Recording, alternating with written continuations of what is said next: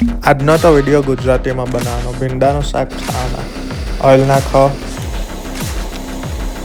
Mustard seeds નાખો, હિંગ નાખો, વેઇટ કરો થોડો પટ થાય પછી ભીંડા નાખવાના.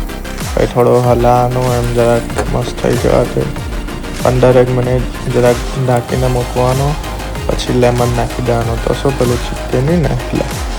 પછી રેડ ચીલી પાવડર, ટર્મરિક, એટલે હળદર, ગરમ મસાલો.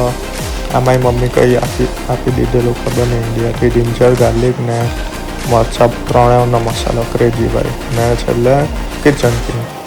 બસ આટલું જ નાખવાનું. બીજું તો હું કંઈ વધારે નાખતો છું નહીં. ધનિયા હોય તો નાખી દેવાનું હોય. ને આ ચીપકી જાય છે એનો ઈલાજ નેક્સ્ટ ટાઈમ જરાક કરીએ. પેશન્સ રાખજો ભાઈ. ભીંડામાં પેશન્સ જોઈએ, ચોખ્ખી વાત.